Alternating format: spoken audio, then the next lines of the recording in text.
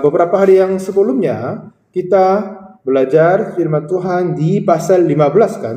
Ya, Abraham masih tidak beriman, masih tidak begitu beriman baik-baik sekali kepada Tuhan. Nah, oleh sebabnya itu dia yang berkata di pasal 15 ya, seperti yang kita membahas kemarin, saya ulangi sedikit lagi. Pasal 15 ayat yang 2. Apa yang Abraham berkata? Apa yang Abraham sedang berkata kepada Tuhan? Ayat 2 katanya apa? Abraham menjawab, "Ya Tuhan Allah, apakah akan engkau berikan kepadaku? Apakah yang akan engkau berikan kepadaku? Karena aku akan meninggal dengan tidak mempunyai anak. Dan yang akan mewarisi rumahku ialah Eliezer orang Damsyik itu." Ya kan? Nah, begitu apa yang dia sedang berkata itu adalah apa? Ya, Tuhan, kau tidak kasih anak kepada saya, kan? Kau tidak sama sekali memberikan anak kepada aku. Karena ini saya tidak mati dengan tidak mempunyai anak. Kalau begitu, harta-harta yang saya punya, uang-uang apa, yang budak dan apa nama, ini semua hangus.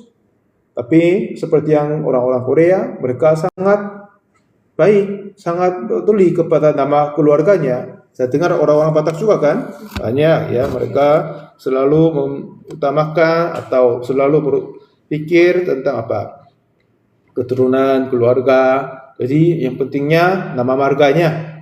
Kemarin saya tanya kepada orang-orang Manado atau NTT, memang mereka punya nama belakang, tapi tidak diwajibkan mengikuti nama ayahnya kan? Beda juga. Ada yang bisa pakai yang lain-lain. Kalau laki-laki harus. Oh ya, gitu. Menikah nanti.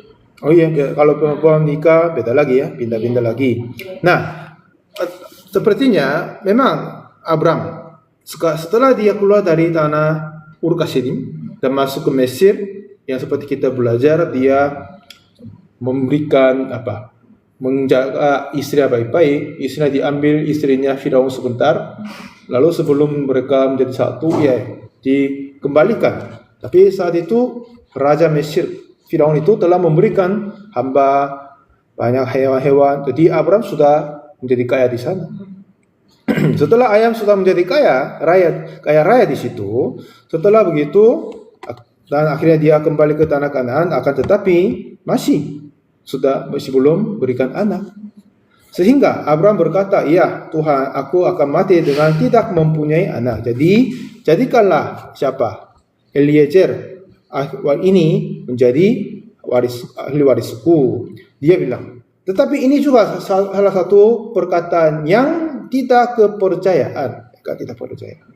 Tapi Tuhan membawa Abraham keluar dari kemah dan berkata kepada dia, ayat 5 yang kita belajar kemarin, ayat 5 berkata, "Lalu Tuhan membawa Abraham keluar serta berfirman, coba lihat ke langit, hitunglah bintang-bintang, jika engkau dapat menghitungnya." Maka firman-Nya kepadanya, "Demikianlah banyaknya nanti keturunanmu." Begitu Abraham saat dia tidak bisa beriman, mempercayai, tapi sekali lagi pada saat Tuhan memberikan firman bahwa enggak, kamu tidak akan mati dengan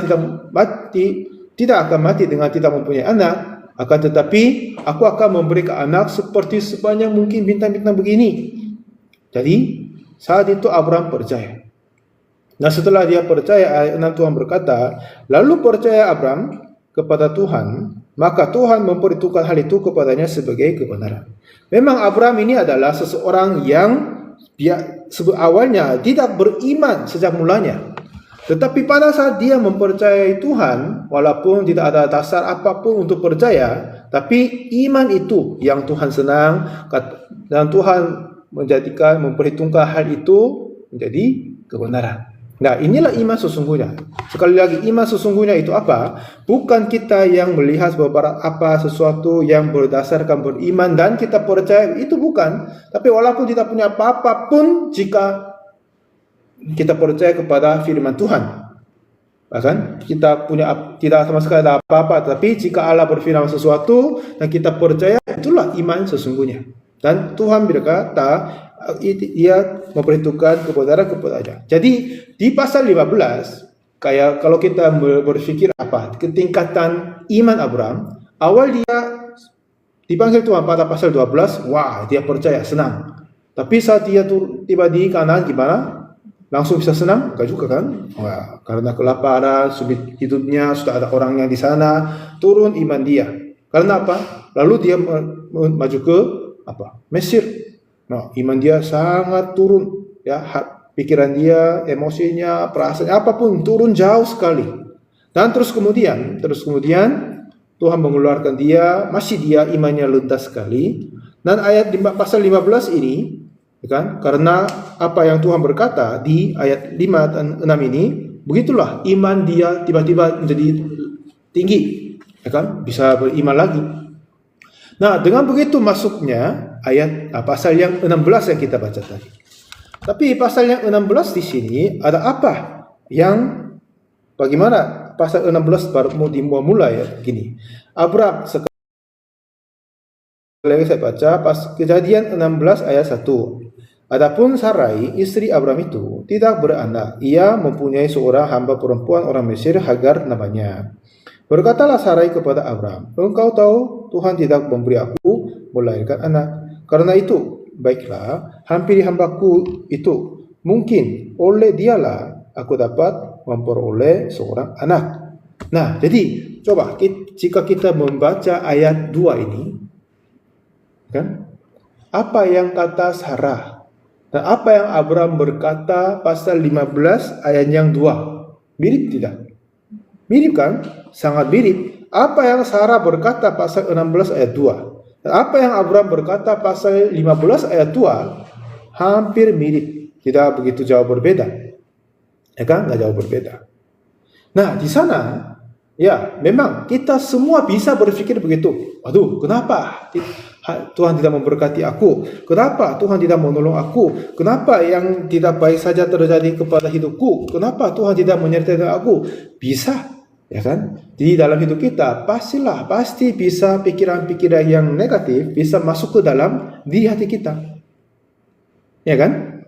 Akan tetapi di situ seperti Tuhan menampakkan diri sekali lagi kepada Abraham dan memberi janji sekali lagi seperti Kejadian 15 ayat 5, dan Abraham memperbarui pikiran, menerima hatinya Tuhan dan beriman. Kalau begitu tidak masalah. Karena itu sudah terbiasa bahwa kita menerima pikiran-pikiran yang negatif dari iblis itu. Tapi yang masalah yang berbeda terjadi kepada Abraham dan Sarah sekarang ini. Akhirnya Kejadian 16 ayat 2 katanya apa? Dan Abraham mendengarkan perkataan Sarai. Nah, di sini mulainya masalah. Abraham sungguh-sungguh benar percaya kepada Tuhan pasti pasal 15. Tetapi walaupun dia percaya Tuhan senang iman itu, Tuhan memperhitungkan hal itu menjadi kebenaran, itu benar sekali. Akan tetapi saat dia menghadapi sebuah kayak keadaan, kan, kesulitan dari istrinya, ya, ini memang kasusnya istri, tapi istri atau apapun di sana dia harus memilih, dia harus pikir, timbang dulu. Ya, istri saya sekarang berkata, Tuhan tidak memberikan anak tidak memberi aku melahirkan anak. Jadi hampirilah hamba perempuan ini. Mungkin olehnya aku dapat anak. Ini kata dia, kata Sarah. Tapi Tuhan berkata, enggak, kamu akan melahirkan anak dengan dari Sarah. Nah, kedua iman, perkataan tadi firman Tuhan sama kata Sarah ini, Abraham harus pilih satu. Nah, jika Abraham sudah beriman lama dan kuat, kemungkinan besar dia yang memilih firman Tuhan. Tetapi ini baru setelah dia beriman kepada Tuhan. Dan seperti yang kita sering bilang, kekuatan iman, perkembangan iman masih belum bisa kuat itu. Masih belum bisa bertumbuh, masih belum bisa belum kuat begini.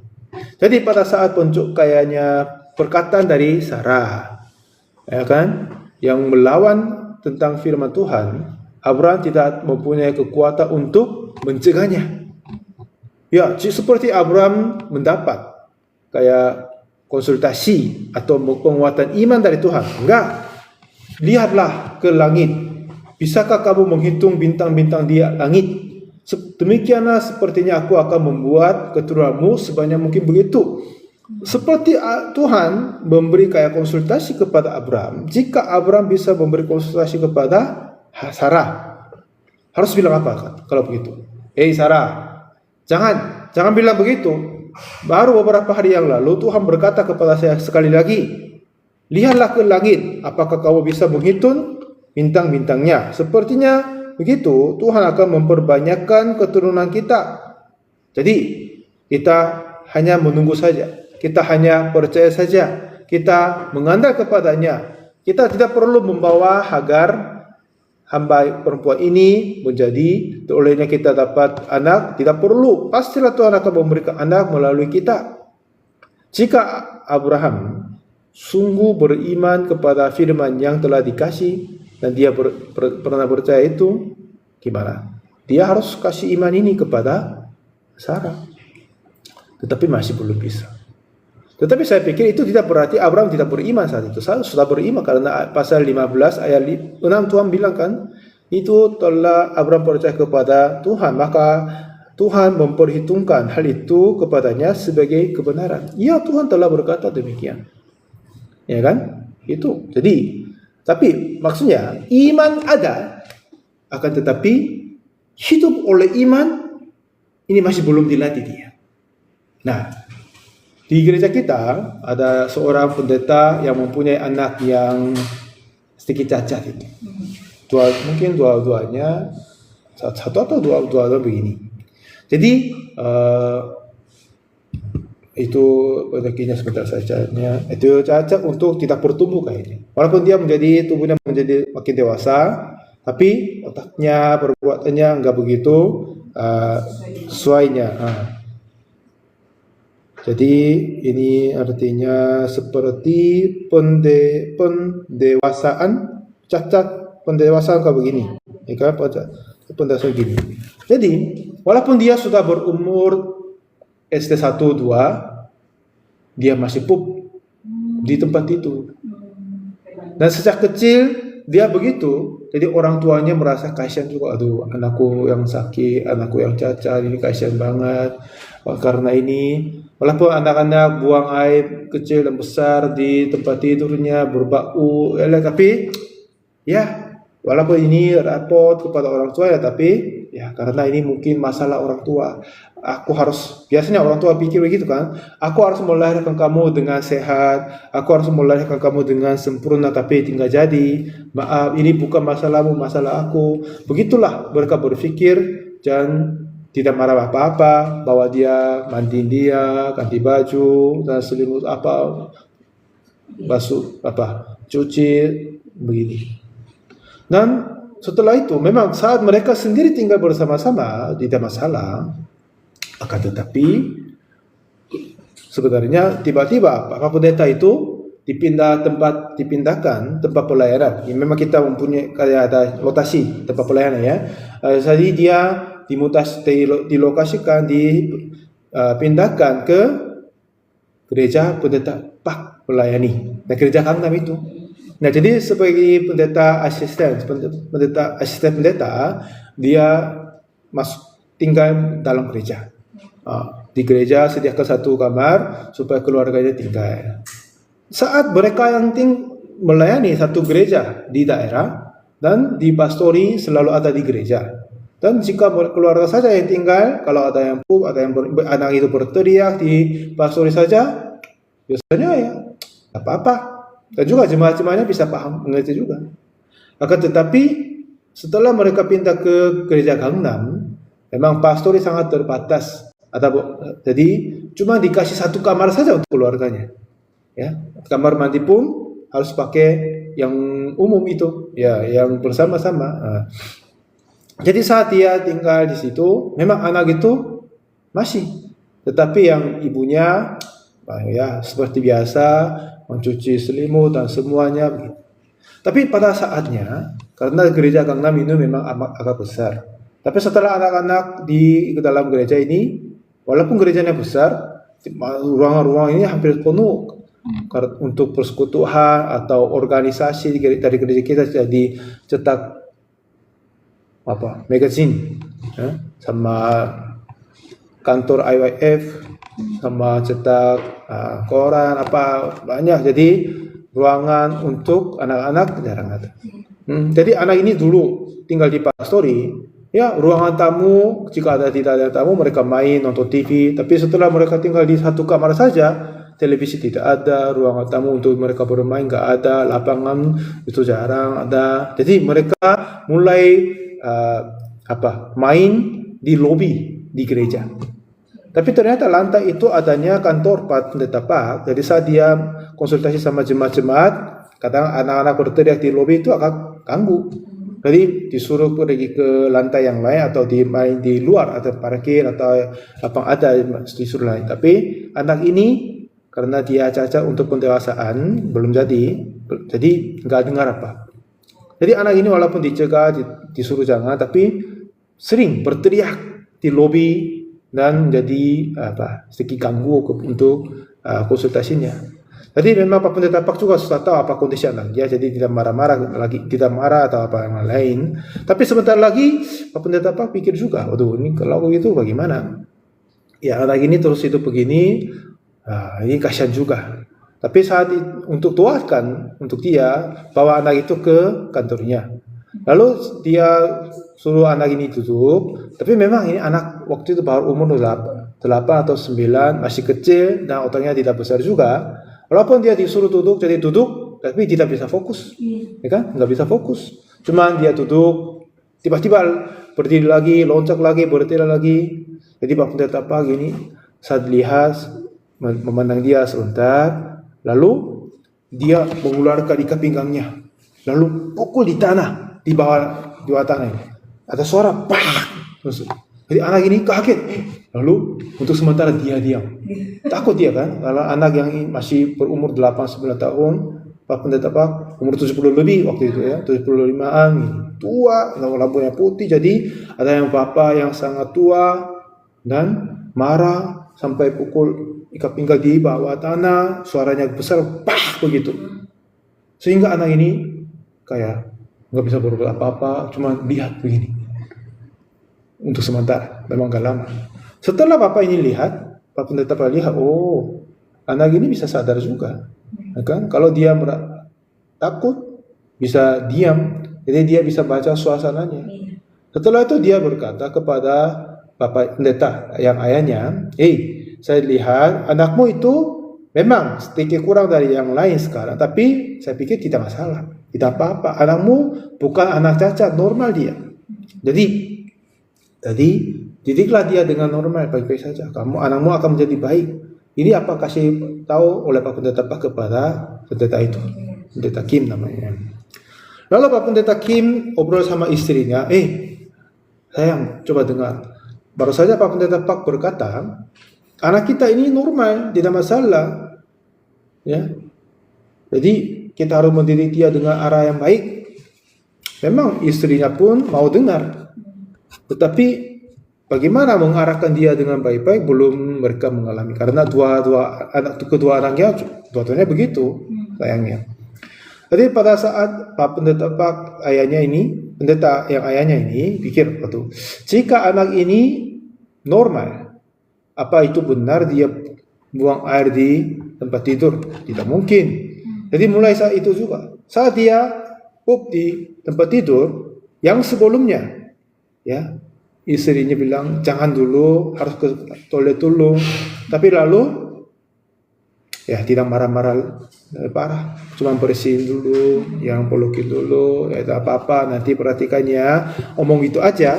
Tapi sekarang tiba-tiba Pak Pendeta ayahnya ini marah sekali. Berapa kali saya berkata kamu harus ke toilet untuk pupnya, jangan buang di sini, marah. Lalu istri di sampingnya kaget, Pak Suaminya tidak pernah marah-marah seperti separah begitu kepada anaknya, tapi tiba-tiba begitu. Dia paham karena Pak Pendeta Pak sudah berkata sesuatu dan suaminya percaya, dan ini seharusnya. Akan tetapi sebagai ibu merasa kasihan juga bagi anak. Jadi dia mencegah bapaknya jangan terlalu parah. Tapi bapak ini terus paksa atau melakukan begini saja. Anak ini sebelumnya tidak pernah dipukul. Dia pernah pukul karena dari kepala orang tuanya selalu pikir apa ini anak cacat ini. Kasihan banget ini. Jadi pukul karena perilakunya tidak baik itu kasihan juga. Anak ini tidak tahu apa-apa. Ini masalah bukan anak, masalah kita orang tua. Jadi mereka berpikir terus begini, akan tetapi sekarang mereka telah mengubah hati mereka. Anak ini sudah normal, anak ini sudah baik. Jadi begitulah dia mulai didik sambil pukul, sambil mencari. Jadi terus pukul-pukul lagi, istrinya sayang, tidak mau lihat, dikeluar lagi. Beberapa hari kemudian, ya setelah dipukul terus, ya kan? Memang tidak parah ya kan, diajarin, dipukul. Kemudian anak ini mulai berubah, sedikit demi sedikit mulai berubah. Akhirnya saat dia mau pup, dulunya memang dia pup saja karena ya bapak ibunya bersihin dan tidak masalah apa-apa. Tapi setelah dia pup di selimut dimarahin, jadi dia bangun pergi ke toilet, buang di sana. Dan kata bapaknya gini, setelah dia buang pup di toilet, baru pertama kali ingatannya, lalu dia juga kaget, heran juga. Wah, ini luar biasa. Mungkin anak ini pikir, lalu setelah buang harus flash kan untuk turut, tapi dia enggak lihat itu. Wah, ini kata di situ ya. Jadi dia anak ini fokus lihat pupnya sendiri. Tiba-tiba ibunya datang lihat, bapaknya datang lihat. Nah, memang hal ini seperti yang wajahnya Chaehyun kotor. Tapi bagi mereka ini hal yang luar biasa. Belum pernah mengalami mereka. Jadi bagi mereka ini senang juga. Nah, jadi bagaimana? Lalu saya mulai pikir begini. Wah, anak ini lahir sebagai orang, manusia.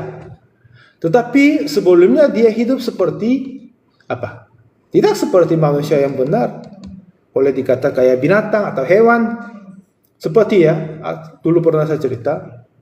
Di tetangga ini punya kucing banyak. Tapi tidak hanya di dalam rumah saja. Katanya di dalam rumah pun banyak, tapi sering buka, keluar dia main, mungkin balik lagi. Kalau malam hari saya keluar, sering saya lihat kucing tidur di atas mobil saya. Atau di bawah mobil juga. Dan pagi-pagi keluar, juga begitu. Dan ini bisa jalan mereka. Bisa loncat ke tetangganya, balik lagi.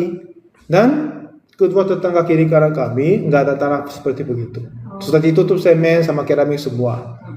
Tapi saya dengar istri aku kata mereka senang buang di tanah. Jadi ini cuma ada tanah di sini kan. Jadi mereka buang sini. Wah, berbau jelek kan. Kemarin saya ambil rumput, bersihin rumput. Saya lihat lagi, wah, pusing, berbau lagi. Nah, makanya kalau binatang yang buang di gitu, iya, itu repot. Tapi karena binatang bisa ngerti. Tapi yang binatang peliharaan di rumah bisa dididik juga, ya kan? Ya ini tempat yang disediakan untuk itu, dididik, disuruh di sini. Kalau enggak, ya sedikit dihukum, lalu dibuang di sana, kasih makanan, apa yang lain-lain. Seperti begitu bisa dididik.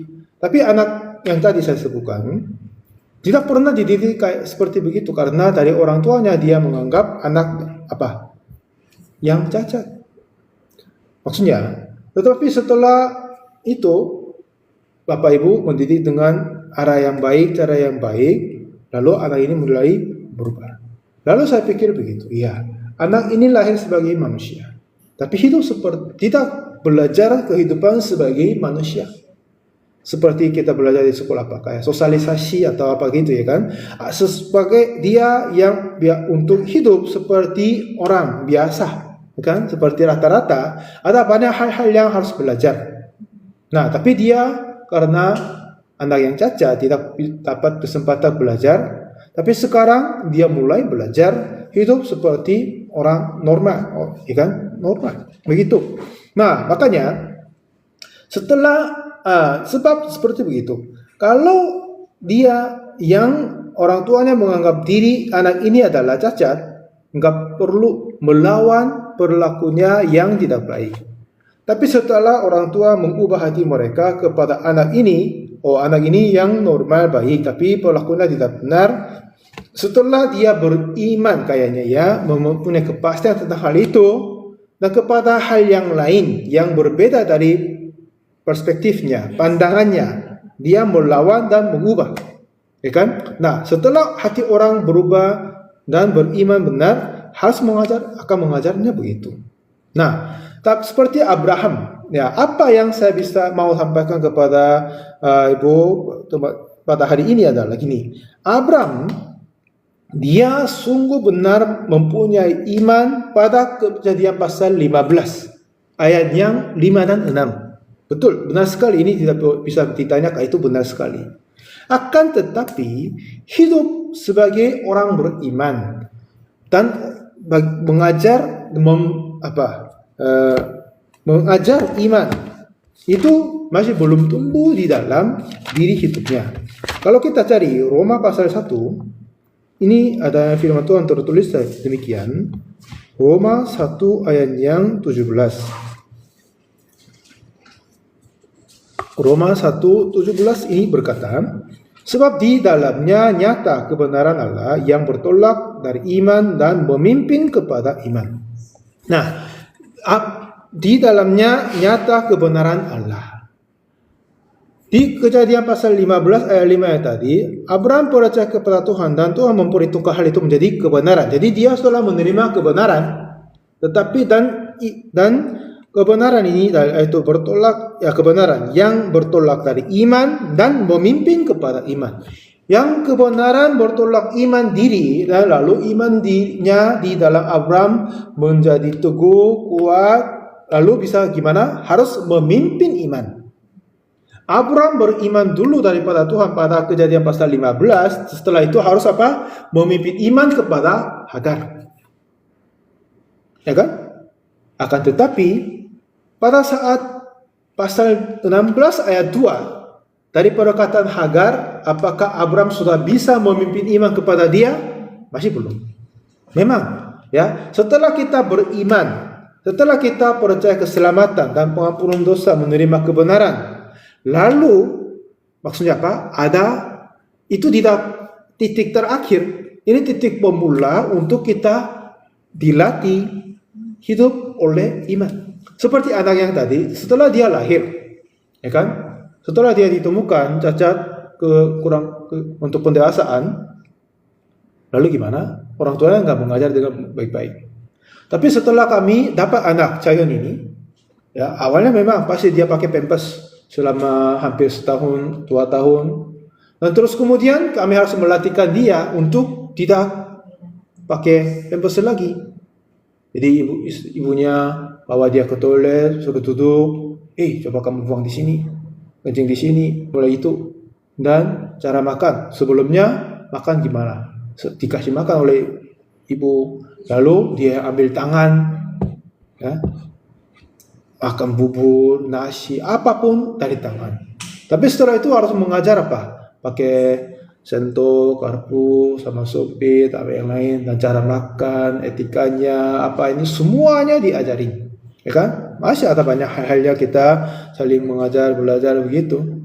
Nah, jadi maksudnya setelah anak lahir bayi, tapi seperti anak manusia, orang, tapi hidup sebagai orang biasa, harus ada banyak yang belajar. Nah, setelah Abraham menerima kebenaran Allah, dan kalau kita dalam kehidupan rohani kita bisa mengatakan lahir baru, kan? Kelahiran kembali, lahir baru. Maksudnya secara jiwa memang dia sudah berumur 85 tahun waktu itu, dan kita ada 40, ada 50, ada 12-an, ada. Tapi setelah kita lahir baru, setelah kita menerima pengampunan dosa, setelah kita dilahirkan kembali, secara jiwa, secara roh kita apa? Sudah dewasa dalam iman belum? Bukan, belum. Kita masih anak tadi dengan dari iman. Maksudnya hidup oleh iman. Cara hidup sebagai orang beriman itu kita harus belajar dan dilatih. Saat anak masih mau baru lahir, dia cuma tinggal berbaring saja dan tidak bisa bergerak apa-apa. Dan sebentar beberapa bulan kemudian dia mendapat kekuatan tubuhnya, langsung apa? Balik. Setelah itu ini 기능이 뭐야? Kayak begini, berangkat. Berangkat. Begitu. Dan terus kemudian jika dia mendapat kekuatan kakinya, dia berusaha berdiri. Lalu setelah berdiri nggak bisa jalan, jatuh lagi. Tapi berusaha terus untuk berdiri lagi, satu langkah berjalan. Dan pada saat umur 1 tahun, di mana sudah jalan, setahun beberapa bulan kemudian lari juga terus. Jadi itu saatnya bahaya. Lari mana-mana, ambil apa-apa, pecahin apa yang begitu, hancurin semua. Kan? Dan juga sering jatuh, nangis, begitu. Kenapa? Ini saat proses untuk belajar. Nah, seperti begitu. Dan makanan pun juga awalnya dia hanya makan susu, lalu bubur tambah sayur sama daging, lalu nasi apa yang ini. Sampai sekarang masih belum kuat pedas, nanti akan menjadi kuat pedas juga. Ya kan begitu, dalam setiap langkah ada beberapa hal-hal yang ada proses perkembangan. Nah, hidup seperti manusia biasa pun begitu. Nah, hidup sebagai orang-orang beriman pasti begitu. Setelah kita lahir baru, dari pandangannya Tuhan, kita adalah anak sebagai yang secara kerohanian dengan iman. Jadi hidup oleh iman, ini kita yang harus belajar begini. Nah, Abraham baru saja dia beriman kepada Tuhan. Saat dia mengandalkan kepada firman Tuhan di Kejadian 12, sebab kabarnya baik, ya kan, motivasinya baik, dia ikut, tapi tidak sepenuhnya percaya. Tapi pada 15 dia percaya benar-benar, tapi masih belum mempunyai kekuatan melawan yang berbeda dari firman Tuhan. Ya kan? Nah, inilah apa yang kita akan mempelajari pada hari ini. Sarah berkata kepada Abram, pasal 16 ayat 2.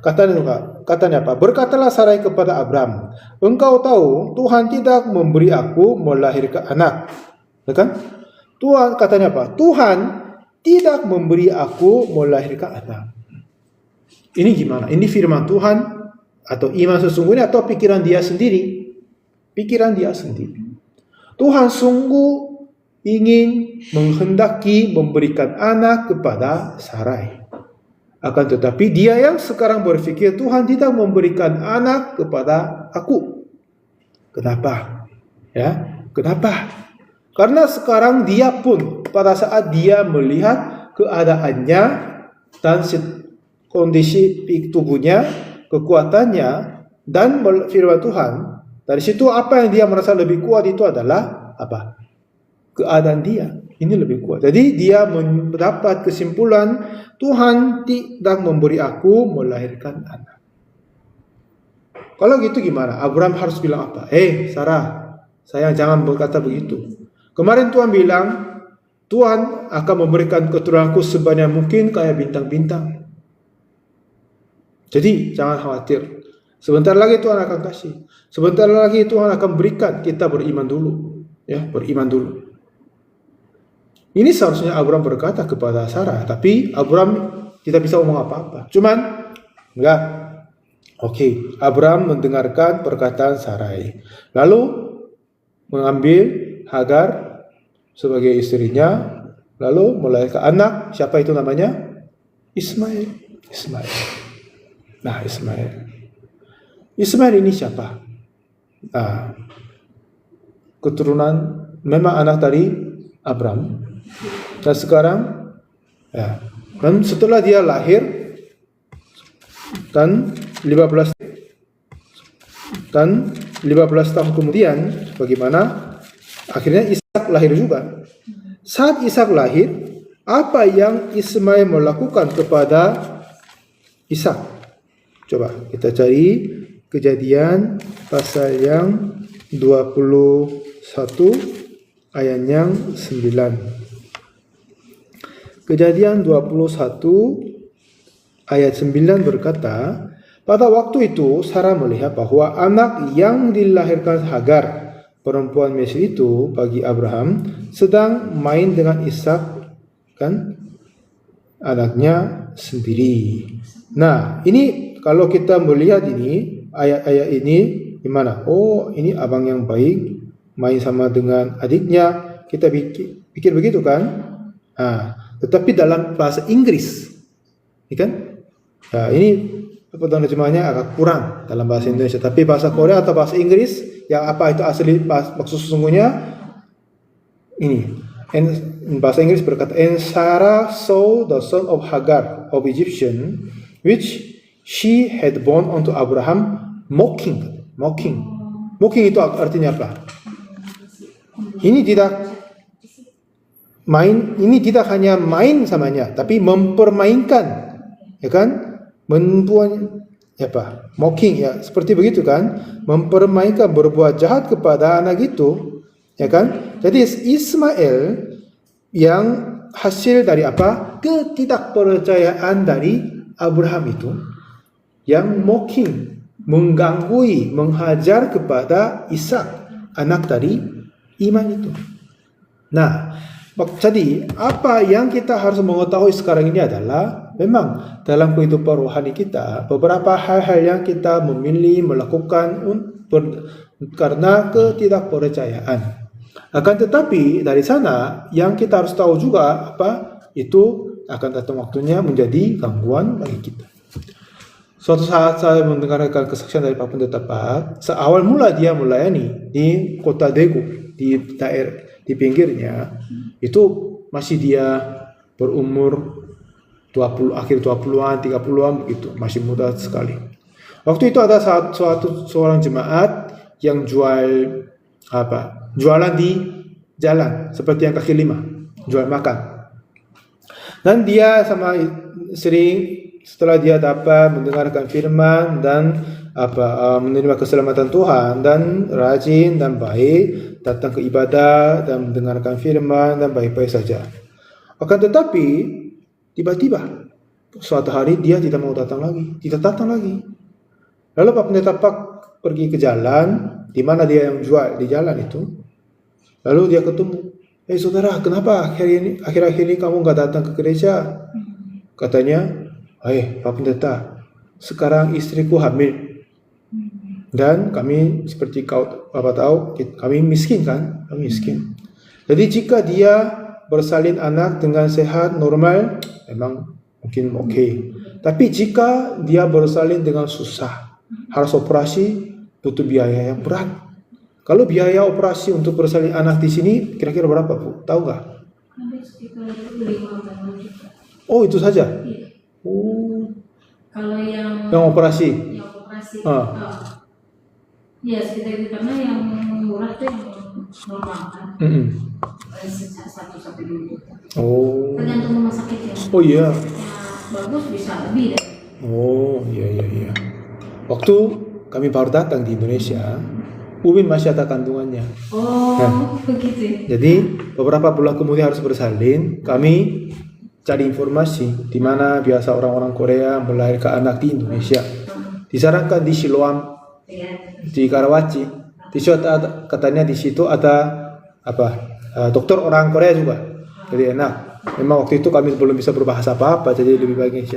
Jadi kami ke sana tanya, kira-kira biaya berapa untuk kita dapat bersalin anak di sini? Katanya 40 juta. Ya kalau normal. Anjir operasi, nggak tahu. Katanya mungkin operasi ya. 40 juta. Nah, kalau operasi kan, wah, jadi kami pikir ini mahal banget. Lebih baik ke Korea bersalin sana. Kalau normal di situ ya hampir gratis. Jadi sambil setelah itu bisa istirahat sama orang tuanya. Jadi dia pulang Korea bersalin anak di sana, lalu bawa ke sini lagi. Nah, jadi seperti saudara yang tadi ketemu Pak Pendeta Pak bilang, Pak Pendeta, kalau istriku bersalin anak, jika ada kesulitan terjadi, susah bersalin, harus operasi, itu biaya besar. Aku tidak punya uang apa-apa. Jadi sebelum hal itu terjadi, aku harus kerja keras untuk kumpulin uang dulu katanya. Jadi Pak Pendeta Pak berkata, enggak, jangan pikir begitu. Kenapa? Tuhan akan menolong kita. Tuhan akan menolong kamu juga. Jadi kenapa kau beriman untuk susah bersalin? Jangan beriman begitu. Berimanlah kepada Tuhan, bantu bersalin dengan aman dan baik. Tapi saudara itu tidak dengar, terus khawatir. Aduh, enggak. Tapi walaupun begitu, aku harus mempersiapkan untuk apa? Jika ada kemungkinan sulit bersalin, harus operasi, biaya operasi harus siapin dulu. Jadi dia jarang tidak datang gereja lagi, terus dagang di jalan. Memang dia sendiri berusaha luar biasa. Tetapi dengan hal itu apa yang Pendeta Pak berkata, saudara ini mempunyai iman yang bersalin susah bersalin, ya kan? Beriman kepada susah bersalin anak istrinya. Jadi akhirnya terjadi begitu. Akhirnya dia susah bersalin, jadi uang yang dia simpan kumpul habis semua katanya. Jadi dengan begitu Pak Pendeta berkata, kenapa kita harus beriman untuk negatif? Kalau apapun kita beriman itu akan jadi. Kenapa? Tuhan berkata kepada kita selalu iya, ya kan? Korintus berkata apa?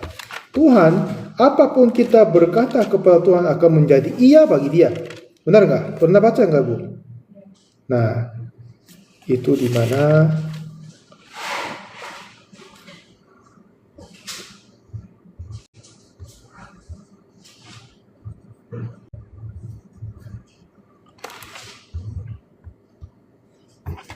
Di 2 Korintus pasal 1 ayatnya 20.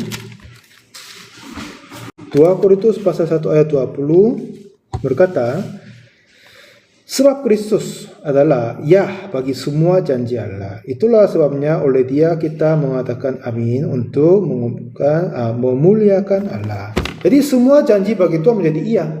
Jika kita berjanji, ya kan, beriman, ya Tuhan akan menolong pada semuanya, Tuhan bilang iya.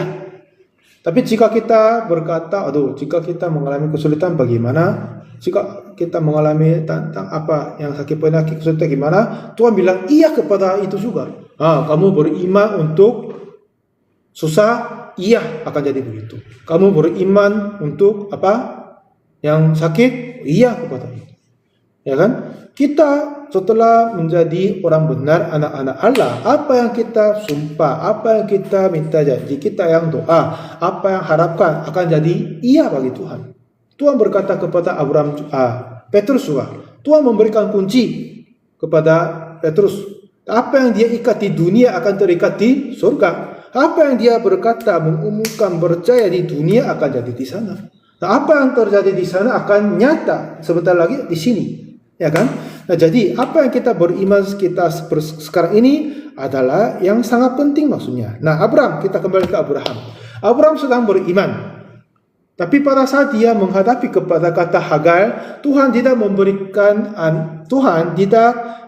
memberikan anak kepadaku. Kepada kata yang melawan firman Tuhan, apa yang Abraham bilang? Jangan beriman begitu, jangan pikir begitu. Tuhan telah berkata kepadaku demikian ini, jadi kamu harus percaya begitu. Harus Abraham berkata itu, tapi saat itu belum. Cuma dia dengar saja, karena Abraham masih belum dilatih mungkin, atau Abraham masih belum bertumbuh dalam iman untuk melawan kepada ketidakpercayaan. Di dalam kitab suci ada banyak contoh-contohnya begini. Saat kita membaca firman, ada yang satu ayat firman Tuhan di Matius pasal yang 4, itu di mana Tuhan Yesus menerima ujian, pencobaan dari iblis. Ya kan? Boleh kita ke sana dulu ya. Matius pasal 4.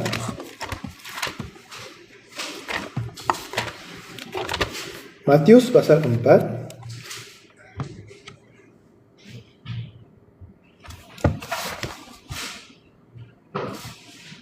Matius pasal 4 ayat yang 1 berkata, maka Yesus dibawa oleh Roh ke padang gurun untuk dicobai iblis. Dan setelah berpuasa 40 hari dan 40 malam, akhirnya laparlah Yesus. Wah, gimana? Apa kita bisa berpuasa 40 hari? Saya pernah puasa. Biasa waktu kita masuk ke sekolah misionaris STT, seminggu kita puasa hanya minum air putih saja dan membaca Alkitab. Dalam seminggu baca seluruh Alkitab semua. Tapi akhir-akhir ini tidak sampai seminggu, paling minimal 3 hari atau panjang 4 hari ya udah buka puasa, makan, tapi dalam seminggu harus baca semua. Nah, waktu itu awal saya masuk ke sekolah misionaris, berpuasa sama kawan-kawan, sama dosen semua, seminggu puasa. Wah, sebelum satu hari, cuma 2 kali, ya kan, sarapan sama makan siang tidak makan dan lewat saja, gimana? Pusing sekali. Walaupun saya baca yang firman Tuhan ini nggak bisa dibaca, cuma lihat aja, matanya putar-putar, otaknya putar-putar, nggak bisa apa-apa begitu, ya kan? Nah, gitu. Nah, kenapa? Karena jarang berpuasa, jadi tidak terbiasa untuk puasa. Cuma 2 kali makanan skip begitu. 2 hari yang kedua hampir gila, lelah sekali, tidak bisa bergerak apa-apa. Tapi lalu menjadi capek banget, cuma terus antuk. Mungkin ya tubuh saya usahakan untuk menjaga kekuatan ya, gizi. Jadi membuat aku capek, tidur supaya tidak menghabiskan energi ya, tenaga. Tapi hari yang ketiga yang anehnya mulai segar, keempat segar lagi tapi masih lapar. Nah, begitu. Jadi untuk puasa bagi saya paling lama 4 hari saja, belum sampai seminggu. Tapi 40 hari, 40 malam yang berpuasa gimana? Waduh, kalau aku sudah mati pasti. Tapi setelah Yesus telah berpuasa pasti gimana? Lapar dia, seperti tulis laparlah dia. Ayat 3 katanya, lalu datanglah si pencoba itu dan berkata kepadanya, jika engkau anak Allah, perintahkanlah supaya batu-batu ini menjadi roti. Nah, apa yang paling kebutuhan kepada Yesus sekarang ini? Makanan, roti. Jadi si pencoba berkata kepadanya, apa? Jika engkau adalah anak Allah, perintahkanlah supaya batu-batu ini menjadi roti. Nah, tapi di situ bagaimana Tuhan Yesus melawan kepada pencobanya? Ayat 4. Tetapi Yesus menjawab, ada tertulis, manusia hidup bukan dari roti saja, tetapi dari setiap firman yang keluar dari mulut Allah. Nah, jadi dengan begitu dia melawan kepada pencobaan dari iblis. Dan pencobaan yang kedua, ayat 5. Kemudian iblis membawanya ke kota suci dan menempatkan dia di hubungan baik Allah. Lalu berkata kepadanya, jika engkau anak Allah, jatuhkanlah dirimu ke bawah, sebab ada tertulis mengenai engkau, ia akan memerintahkan malaikat-malaikatnya dan mereka akan menantang engkau di atas tangannya, supaya kakimu jangan terantuk kepada batu. Nah, jadi sekarang ini iblis.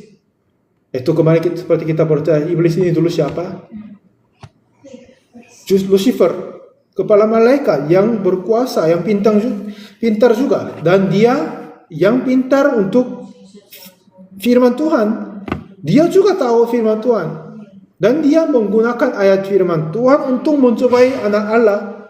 Ya, coba, jika kamu adalah sungguh anak Allah, menjatuhi dirimu dari baik Allah ini, sebelum kamu jatuh ke tanah, malaikat Tuhan akan datang, akan selamatkan kamu. Buktikanlah dirimu anak Allah.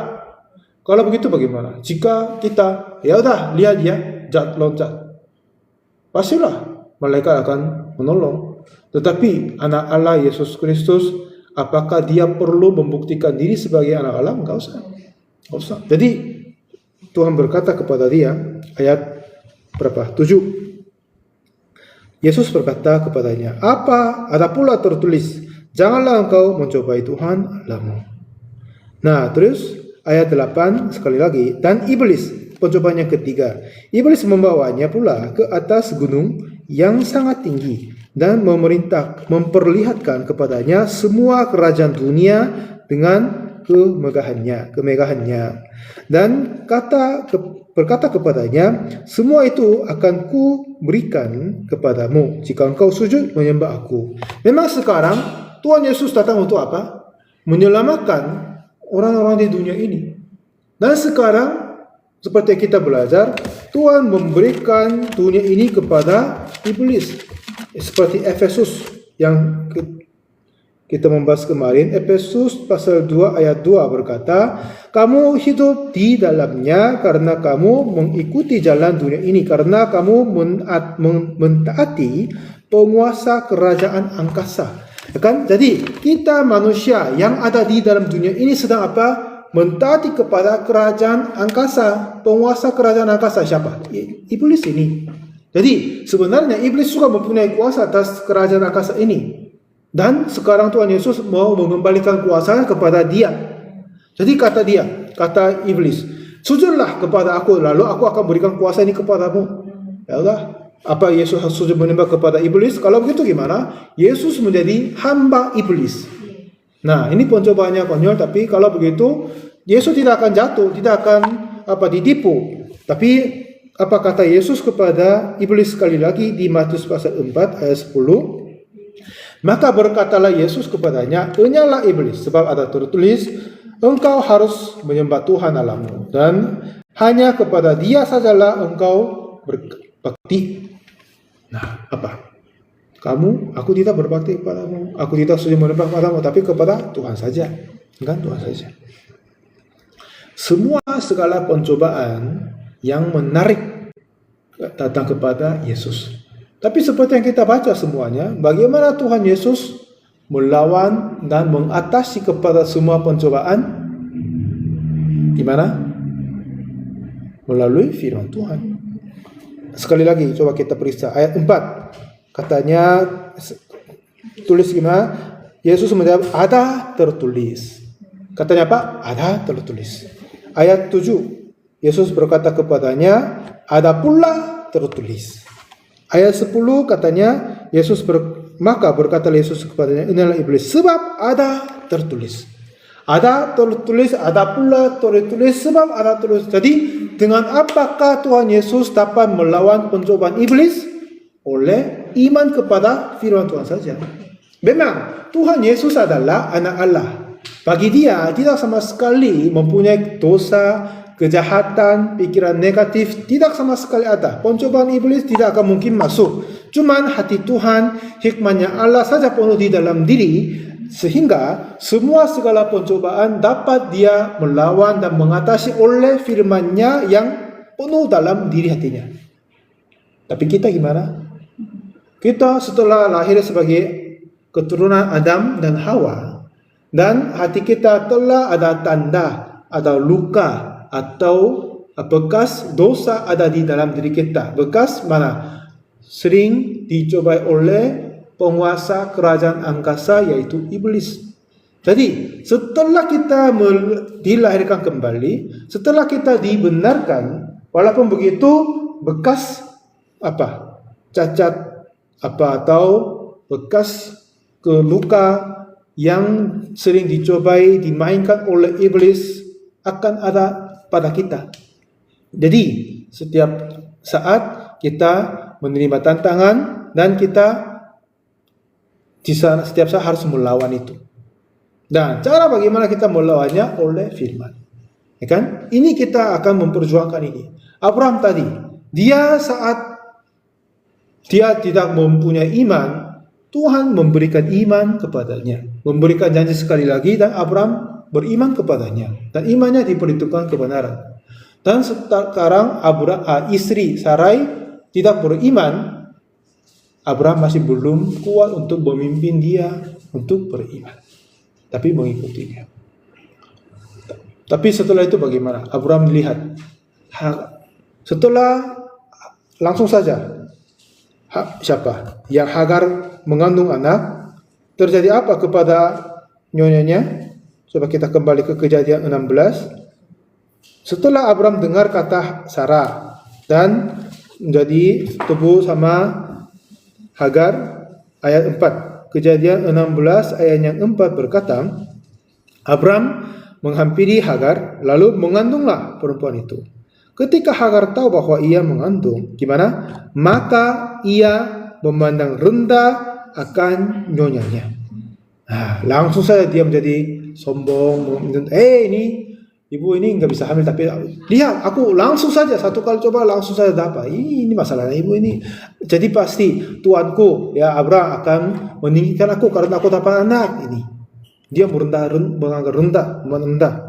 Nah, tapi jadi setelah Hagar menerima ketidakpercayaan, gimana? Siapa yang mengalami kesulitan? Dia sendiri. Abraham juga mengalami menerima ketidakpercayaan dari mana? Dari siapa? Hagar. Lalu mendapat 15 tahun kemudian akhirnya dapat Ishak. Tapi gimana? Anak Hagar yaitu Ismail mempermainkan, mocking, ya kan? Ya kan? Apa? Mengejek kepada Ishak, anak yang beriman. Nah, jadi hasil ketidakpercayaan itu sebenarnya tidak baik bagi kita. Tapi pada saat kita timbang apa yang saya memilih firman Tuhan atau keadaan, tapi apa yang kita merasa dekat itu adalah apa? Yang keadaan kita. Jadi lebih kita mengarahkan ke sana, tapi nanti kita akan mungkin mengalami yang tidak baik karenanya itu.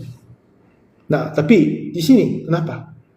Sebab itu kita dalam pembelajaran iman melalui kehidupan Abraham ini, kita harus diberitakan dan melatihkan diri gimana? Iya.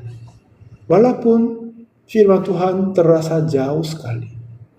Walaupun keadaanku, kondisiku ini kelihatannya lebih dekat dan lebih parah, tetapi siapa yang berkuasa sesungguhnya? Siapa yang berhikmat? Ya, itu firman Tuhan. Yaitu firman Tuhan.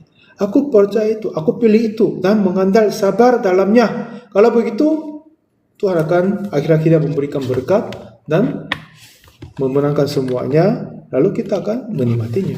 Seperti Tuhan Yesus, bagaimana dia melawan kepada pencobaan-pencobaan iblis oleh firman Tuhan, mengandal kepada firman Tuhan. Kita juga sama. Tuhan telah memberikan Roh Kudus. Tuhan telah memberikan Anak Allah sebagai Roh Kudus kepada kita setelah kita menerima pengampunan dari segala dosanya. Jadi Yesus yang melawan dosa, Yesuslah melawan pencobaan iblis telah ada pada kita. Seperti kita lahir baru. Setelah kita lahir baru, tapi dan masalahnya kita masih belum bertumbuh. Yesus sebagai Roh Kudus lahir di dalam diri kita, tapi masih belum dewasa. Masih belum bertumbuh. Jadi kita butuh latihan untuk beriman begitu. Jika kita mempelajari satu orang lagi yang di dalam kitab suci, yang siapa yang tidak mengikuti jalan beriman dan apa itu terjadinya, bisa kita berpikir tentang Daud. Coba kita cari firman Tuhan di 2 Samuel pasal yang 12. 2 Samuel pasal yang 11. 2 Samuel pasal yang 11. Ini apa tulisnya? Daud dan Batsyeba kan? Nah, Daud Batsyeba. Memang kita semua tahu apa itu ceritanya Daud sama Batsyeba ya. Nah, apa yang terjadi? 2 Samuel pasal 11 ayat yang 1. Boleh Ibu baca? 2 Samuel pasal 11 ayat yang ke 1. Pada pergantian tahun, pada waktu raja-raja biasanya maju berperang, maka Daud menyuruh Yoab maju beserta orang-orangnya dan seluruh orang Israel. Mereka memusnahkan Bani Ammon dan mengepung kota Raba, sedang Daud sendiri tinggal di Yerusalem. Katanya pada pergantian tahun, pada waktu raja-raja biasanya maju perang. Tapi Daud maju perang enggak? Dia tidak maju perang, tapi dia diam di dalam kota. Ayat 2. Sekali peristiwa, pada waktu petang, ketika Daud bangun dari tempat perbaringannya, lalu berjalan-jalan di atas soto istana. Jadi dia bangun dari tidur jam berapa? Pagi atau petang? Petang, kira-kira jam 4, 5. Biasa ibu bangun jam 5, 4 sore enggak? 4, 5 pagi kan? Iya pagi. Saya dulu pernah bangun jam 4, 5 pagi, sore. Saat saya tidur pagi. Maksudnya sepanjang malam main. Makan, minum sama teman-teman. Ya, senang. Waktu itu kami merasa senang itu. Sampai jam 6, 7 pagi main terus. Beberapa kali pernah main begini. Jadi sepanjang malam main. Bis umum nggak ada sama sekali pada malam hari. Jadi sampai pagi-pagi main terus sampai bis ada. Lalu banyak orang-orang yang lain naik bis untuk kerja, ke sekolah. Dan bis yang sama saya naik pulang rumah. Tidur. Jadi jam 8, 9 baru tidur. Tengah 8, 9 baru tidur. Tengah mabuk. Bangunnya jam berapa? 5, 6. Jadi gimana? Jam 5, 6 sore bangun. Segar juga kan? Tidur nyenyak, segar. Jadi sepanjang malam lagi bisa main lagi. Dan besok pagi tidur. Sore bangun. Ini terus terjadi. Dan maksudnya Daud sedang dia bangun dari tempat perbaringannya pada waktu petang. Artinya dia enggak sesuai dengan pekerjaan, tidak sesuai jamnya. Kan begitu. Karena apa? Sudah tidak ada apa-apa di sana. Semua pegawai panglima maju perang. Dia sendiri di istana. Dan terus siapa yang berkata kasar kepada raja? Apa saja dia mau? Ya, biarin aja begitu. Nah, pada saat itu gimana? Dia berjalan-jalan di atas soto istana. Tampak kepadanya dari atas soto itu seorang perempuan sedang mandi. Perempuan itu sangat elok rupanya. Memang waktu itu katanya kamar mandi tidak ada di dalam rumah. Jadi tempat mandi belum bersedia seperti begini. Jadi mereka mandi di mana? Di luar. Tapi yang dekat tembok rumah. Jadi kalau jauh dari tembok rumah bisa kelihatan dari luar kan. Tapi yang dekat dari temboknya, pagarnya yang tertutup semua, yang orang dari luar nggak bisa lihat, kan? Memang waktu itu semuanya lantai 1 mungkin jadinya nggak ada kelihatan apa-apa, tapi istana tinggi bangunannya, jadi dari atas bisa lihat semua. Nah, jadi pada sore petang hari dia bangun, berjalan-jalan di atas, lihat ada perempuan yang mandi, dia bergerak hatinya untuk ambil dia, berbuat salah, ya kan? Tapi untuk menutupi kesalahannya, panggil Uria, suruh pulang ke rumah, tapi dia adalah orang yang taat, loyal, tidak pulang. Akhirnya gimana? Daud suruh dia pergi ke maju perang lagi, dan dengan suratnya dia suruh kepada Yoab untuk Uria maju paling depan supaya dia mati paling cepat. Begitulah Uria mati. Dan mengambil istri Uria, yaitu Batsheba, menjadi istrinya sendiri. Tapi itu menjadi jahat bagi Tuhan. Dan oleh karena itu apa yang terjadinya? Nah, ini menjadi jahat bagi Tuhan. Memang Tuhan mengampuni kejahatannya, ya kan? Tapi iblis mempunyai kesempatan untuk melawan itu. Nah, 2 Samuel pasal 12 ayat 10 dan 11. Apa katanya Tuhan melalui Nabi Nathan itu? 2 Samuel 12 ayat 10 dan 11 berkata, oleh sebab itu pedang tidak akan meningkir dari keturunanmu sampai selamanya, karena engkau telah menghina aku dan mengambil istri Uria orang Het itu untuk menjadi istrimu. Beginilah firman Tuhan, bahwasanya malapetaka akan kutimpakan ke atasmu yang datang dari kaum keluargamu sendiri. Aku akan mengambil istri-istrimu di depan matamu dan memberikan kepada orang lain. Orang itu akan tidur dengan istri-istrimu di siang hari. Nah, jadi apa yang Tuhan berkata kepada oleh karena kamu berbuat jahat, kamu menghina aku, jadi hal kejahatan tidak baik terjadi padamu. Kemudian terjadi apa? Anaknya sendiri Absalom melawan, mengusirkan bapaknya dan mengejar untuk bunuhnya dan menghampiri kepada istri-istri bapaknya di siang hari seperti banyak yang lihat itu. Dan setelah Abraham kembali melawan Absalom lagi, mengembalikan harta kerajaan, tapi dia ingin menyelamatkan Absalom tapi dibunuh dia. Nah, jadi oleh karena dia sekarang memilih yang tidak percaya kepada Tuhan, ya kan? Lalu gimana konsekuensinya apa? Anaknya mati, istrinya diperkosakan dan mengalami banyak sekali kesulitan. Nah, jadi bagaimana? Itu ya pengalaman yang sungguh-sungguh yang hebat yang terjadi kepada Daud. Dia sudah mengerti apa itu konsekuensinya tidak taat dan tidak percaya kepada Tuhan sesungguhnya. Terus kemudian bagaimana? Pada pergantian tahun, biasa raja maju perang. Apakah Raja Daud masih tetap diam di dalam istananya atau mau perang? Mau maju? Maju dia. Majulah dia terus. Walaupun sulit atau berumurnya. Coba kita cari pasal 21. 2 Samuel pasal yang 21 ayat yang 15. 2 Samuel pasal 21 ayat yang 15 berkata, ketika terjadi lagi peperangan antara orang Filistin dan orang Israel, maka berangkatlah Daud bersama-sama dengan orang-orangnya, lalu berperang melawan orang Filistin sampai Daud menjadi letih lesu. Isbi-Benob, Isbi-Benob yang termasuk keturunan raksasa, berat tombaknya 300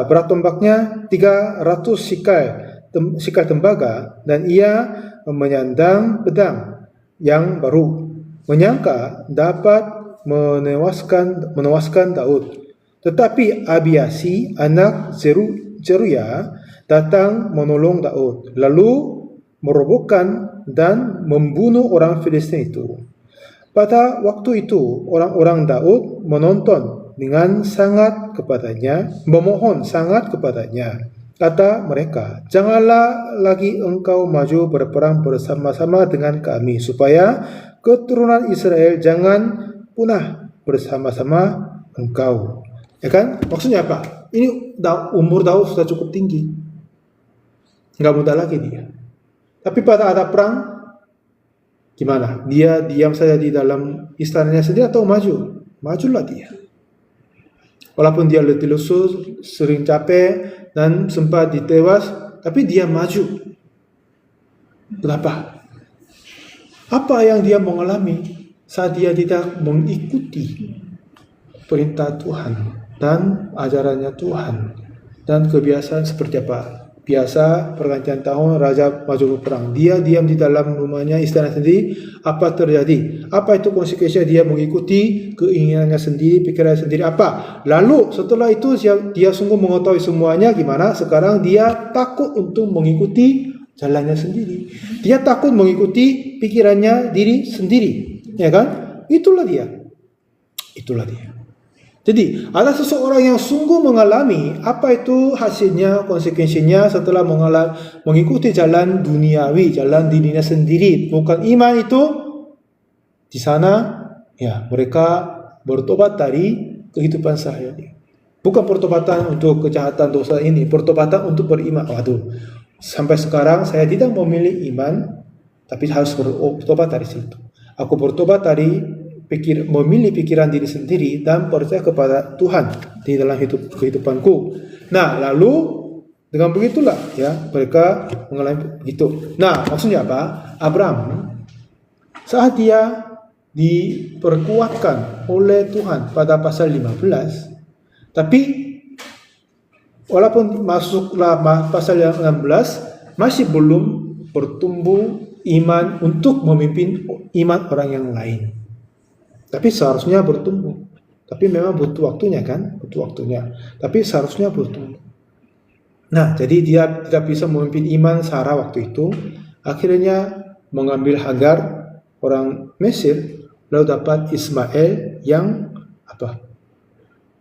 nanti menjadi diapai kepada anaknya dan keturunannya mungkin sampai sekarang, ya kan?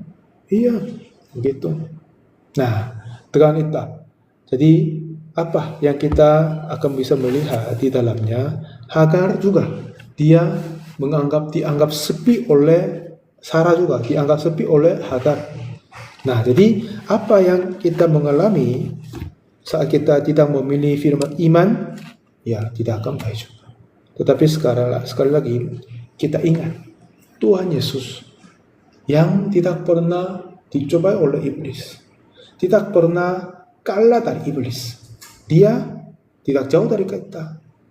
Dia tidak lagi jauh daripada kita, tapi dia sedang berada di dalam tengah-tengah hati kita sebagai Roh Kudus.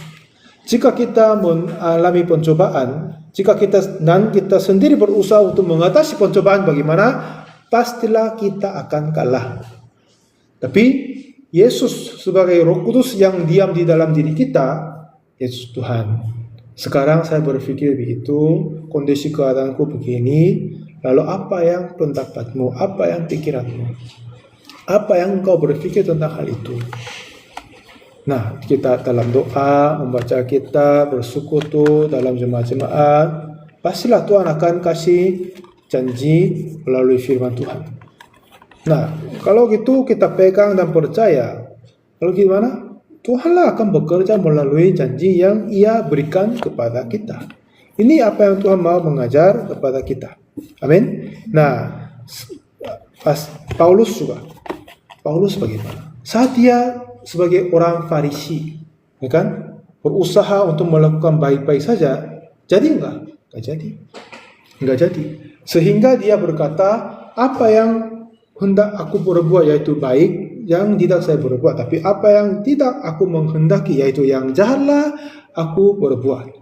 Celakalah aku yang manusia celaka. Akhirnya dia berkata begitu. Selama dia berusaha hidup yang benar untuk diri sendiri, lalu apa yang dia sungguh bisa mendapat itu adalah, itu tidak mungkin bisa. Tidak akan mungkin bisa ini. Jadi apa yang dia dapat pikirnya, Roma pasal 8 ayat yang 6 berkata, keinginan daging adalah maut, tetapi keinginan roh adalah hidup dan damai sejahtera. Ada keinginan daging sama keinginan roh. Keinginan daging sendiri tidak akan mungkin hidup benar. Tapi keinginan roh yang ada di dalam diri hati kita, dialah buat kita hidup dalam kebenaran dan damai sejahtera. Ya, aku tidak lagi hidup di dalam diriku. Roma Galatia 2 juga begitu kan? Galatia 2 ayat 19 sampai akhirnya dan ayat 20 bila apa? Aku telah disalibkan dengan Kristus. Jadi tidak lagi aku yang hidup di dalam diri, tapi Kristus hidup di dalam aku. Seperti dia telah mengakhiri hidup oleh dirinya sendiri, tapi dia sudah memulai hidup oleh Tuhan. Yesus, anak Allah, yang tidak pernah dicobai oleh iblis, tidak pernah kalah dari iblis, tidak pernah berbuat dosa dan kejahatan. Dia sudah ada pada hati kita.